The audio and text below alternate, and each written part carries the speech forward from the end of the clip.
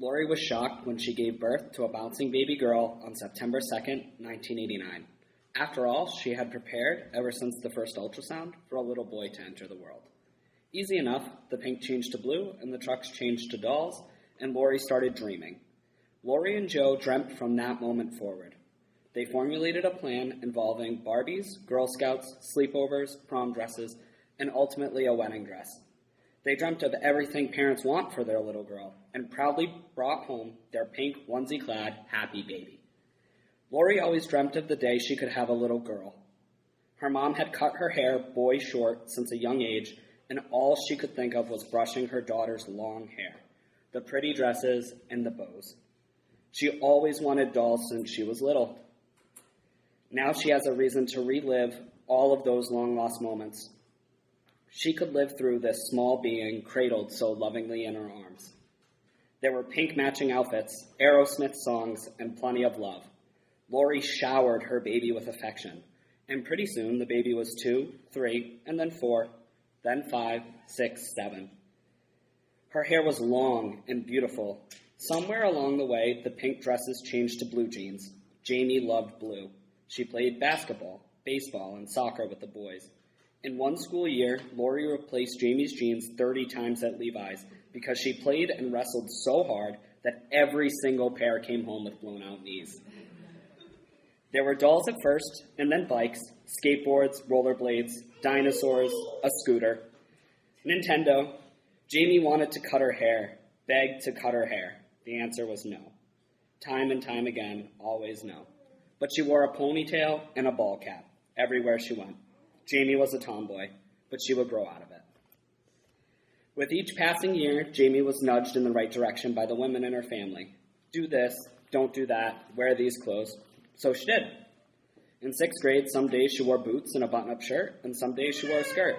She started wondering where she fit in all of this. Jamie started fading about 7th grade. The move to a new school, losing all of her friends, and being different was wearing on her. She started changing, and by freshman year, she was the picture-perfect girl on the outside. Long brown hair, big hazel eyes. Lori and Joe were so proud. There was a boyfriend, a pretty dress, and even a purse once. There was puberty, and with that came a bust line and hips. Lori was there every single step of the way.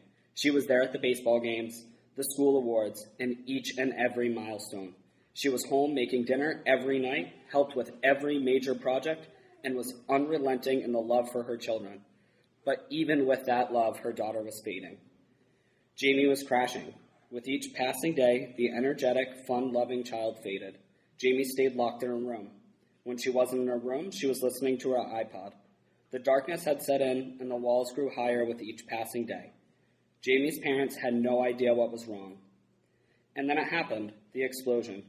Jamie was talking to a woman. She was a lesbian. There were doors kicked in, glasses smashed, screaming matches, and a year or so of constant battles until one day, Jamie left. Lori never let Jamie go. She listened. She learned. But Joe cut Jamie off, and with that, the family was broken. The family blaming started almost instantly, and the cause of their daughter's gayness became a topic of conversation. But in all of that chaos, Jamie was free. She chopped off all her hair. She wore boots, boxers, baggy shirts. Every time Lori saw Jamie, she asked when she was going to grow her hair back. She could take Jamie dating women, but she wanted her hair long again. She missed the dresses and the skirts and was holding out for Jamie to come around. After all, she'd been a tomboy too. With each day, Jamie grew more masculine. She wasn't Jamie, she was known as Potter, and with that, the veil of sadness began to lift. She smiled again. She was in love, doing well in school, and moving in the right direction. Now, if she would just act more like a woman. Jamie joined the Army in 2008, and with that, there were letters and care packages.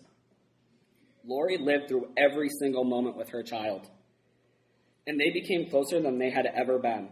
Her homecoming was the highlight of that year, and with that, the family was whole again. So Lori's daughter was gay, but she was in the Army, dressed like a man, but she did great in school. She had a good job, and with that, things got easier. The sadness never truly subsided, but it was at bay for the time being. 2010 was my pivot point. After a quart of Jägermeister and a couple shots of tequila, I crashed. I was hysterical. I gasped for air. My lungs were on fire. My face burned. My entire world was caving in right there in that moment. I couldn't breathe. I just couldn't breathe. My palms were sweaty and my shirt was drenched in tears. The depth of my pain was unbearable. The weight of living a double life, the pain and hatred of my own body was washing over me in waves, pulling me under again and again. I was drowning. I couldn't shut it out. I couldn't lock it away anymore. But most of all, I could not, for the life of me, stop crying. Every disappointed look, every uninterrupted stare, every comment about how beautiful I used to be hit me like a 1,000-pound freight train doing 60. Shaking, petrified, I said it for the first time. I'm a man, and I'm going to transition. I remember my first shot of testosterone like yesterday. The sting, the pressure, the warmth sliding down my leg, and being elated, completely overflowing with happiness for the first time. Jamie died that day. Joseph Jason was born right there on that sterile hospital table. Every hope, every dream that my mom had for me was crushed in that moment. I knew it would kill her, and that is why I waited 12 years to tell her. My entire life was a lie. I bottled who I was. I hid it. I locked it away.